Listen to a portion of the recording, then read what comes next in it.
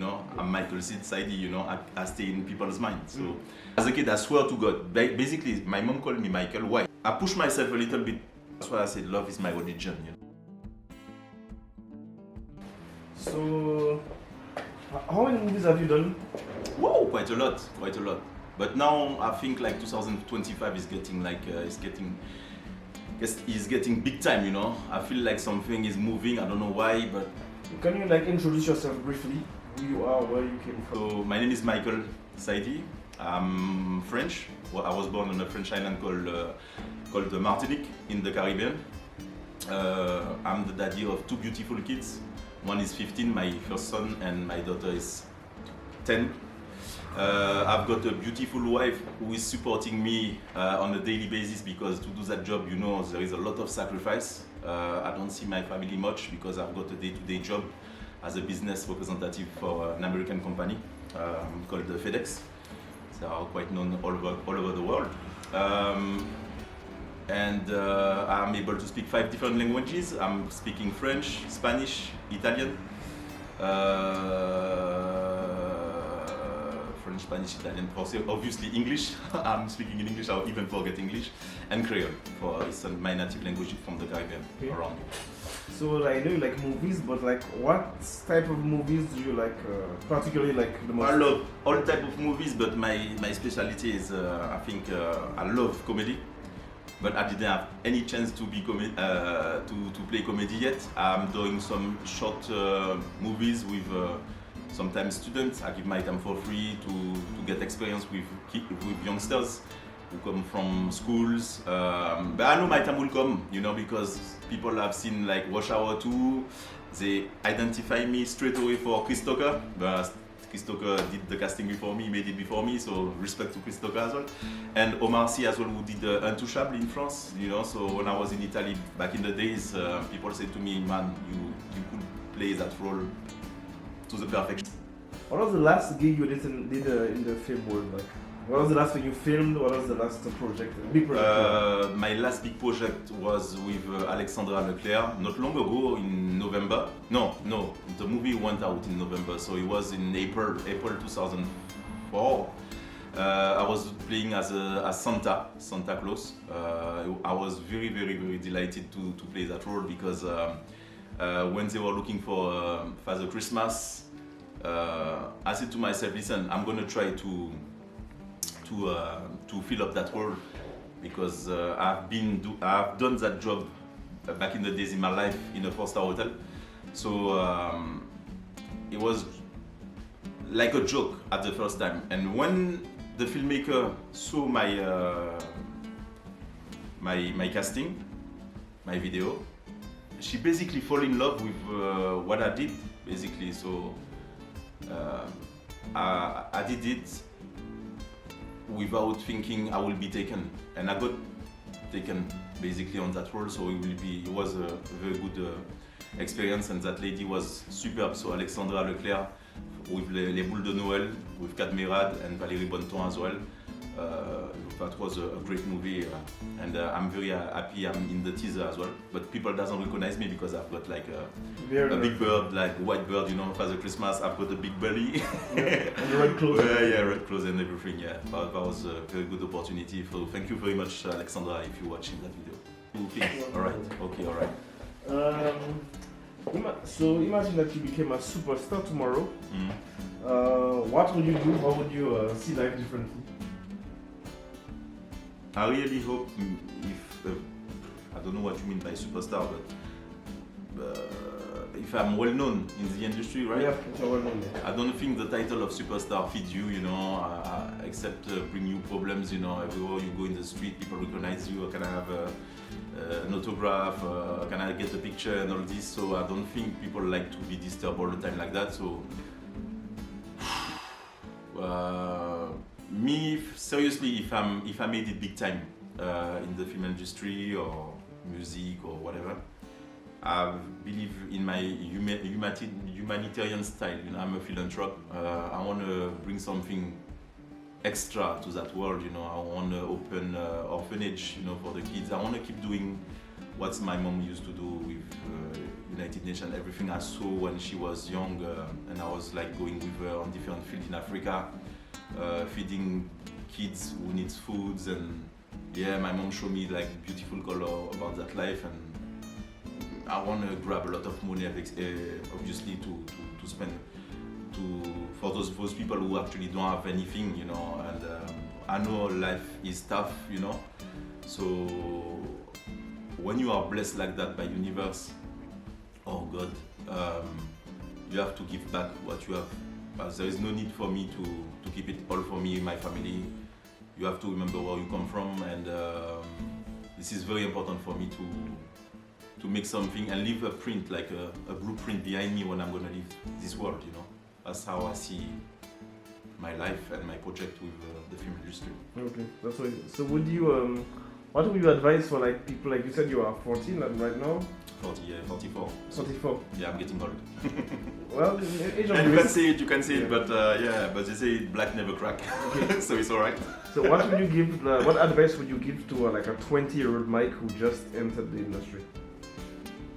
I've got me. I don't have any problem with that. I've got a lot of youngsters who come to see me to get advice from me. If they're open to get advice from me, I will say to stay humble, to learn from people who've got experience. Don't be like big-headed. There is no need to be big-headed, you know. Actually, on WhatsApp, I opened a group called Les Figurants. It's called Extra, basically extras for movies. So sometimes some casting director who knows me say to me like, Mike, do you know anybody they can play extras? I know sometimes we're running out of extras on movies and stuff. So I've got like about 60 people following me. So I keep posting castings there for extras. So they are quite happy. Imagine, who knows tomorrow, you know? Imagine like Johnny Villeneuve, he says he needs for this role someone who speaks English with a French accent, who is black. Yeah. And by some reason he's on YouTube, he sees your movie, he said, hey, I want this guy. Yeah. And you know what question I'm gonna ask him? What is? I'm gonna be the black who's gonna die first in the movie.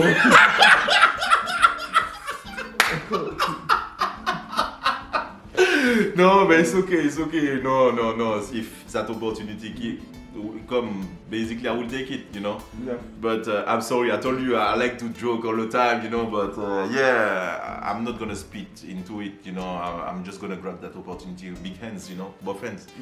Yeah. That would be great, you know. He's looking for French guys a black guy who's have an accent in French, and I'm taking all the cases, you know. That's perfect, you know. How did you like really get interested in film? Like, did it come from the blue, or you had people in your family that were already in the film industry? Which kind of interested you? I pushed myself a little bit at the beginning to make people like filmmakers to believe in me. But now I've got the confidence, but at the beginning, you know, when you're starting to go through castings, you have to behave like you already have a big background and all this and all that. Kind of like a superstar, like? No, not a superstar, but people needed to see like, you know, it's a project. Make a movie, it costs a lot of money, to be honest with you. So you don't want to run that video. You don't want to make people waste their time as well. So and I want to say thank you to you for giving me that opportunity, because I did a lot of things, but I never take a time like that at your place, you know, sitting in your couch and giving me an interview like that.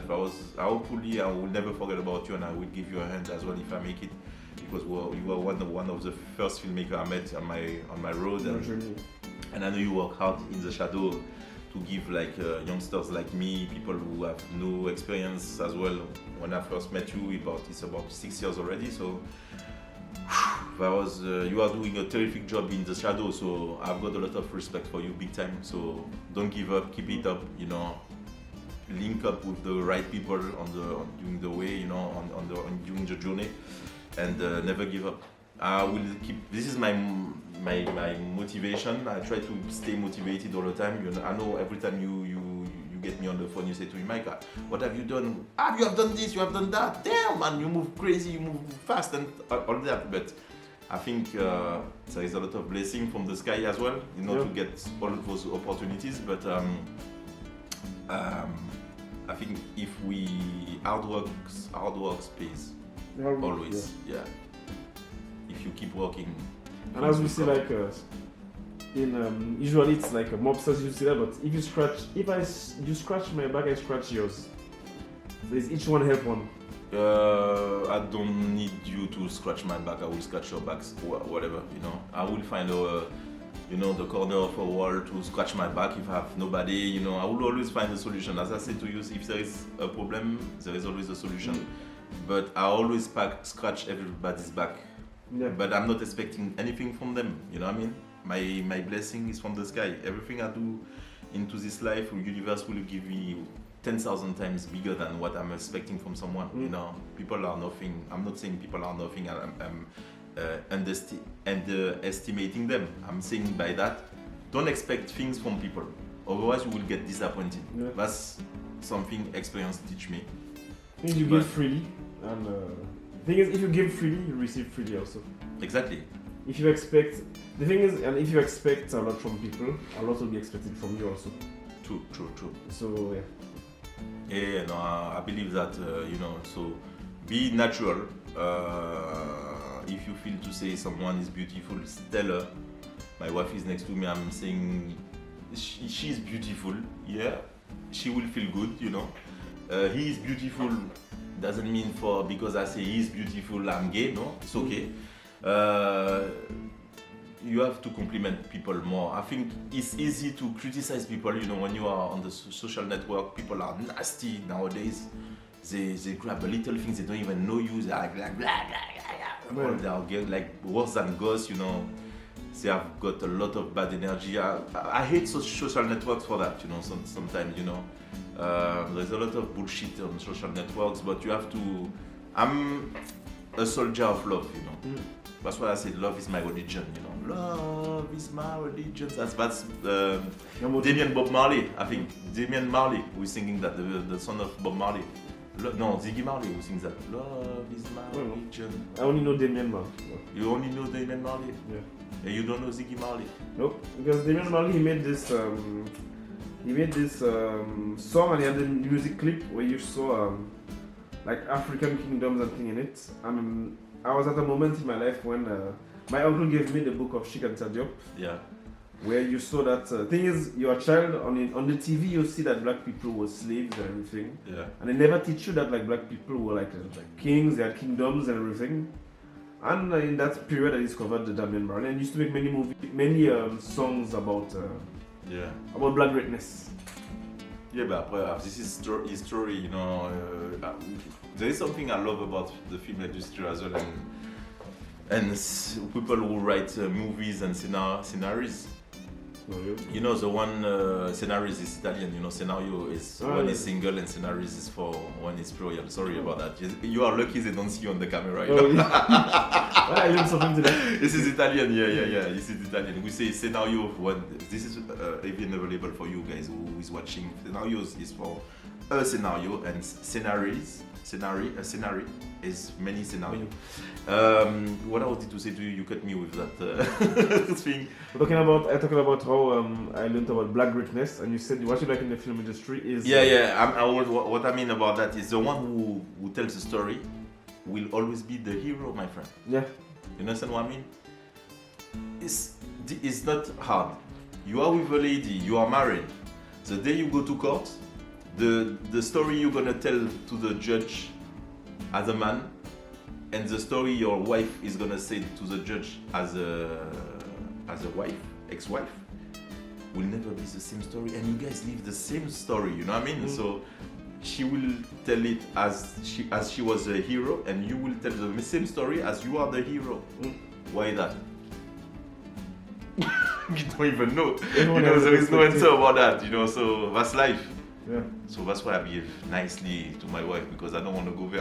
Okay, really like that. I will be in trouble big time. Yeah. Okay. No, it's okay. It's alright. So thing is, you talked about movies that go in cinema. Yeah. And all. Do you think that the Netflix route might be part of your journey or not? Yeah, Netflix, that platform I think is good. It's like Amazon. I think it will be very hard for me, and I will have already gave up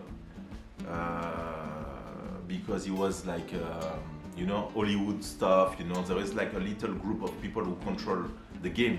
Yeah. The fact of there is Netflix to me and Amazon in the game now give us the opportunity to see numerous of movies, and numerous of opportunities, and the fact of there is numerous chances or opportunities to make something happen, so make me believe, my chance will come one day. Okay. That's how simple is my calculation. Netflix. You Amazon. don't need to be Einstein to see things like me, you know what I mean?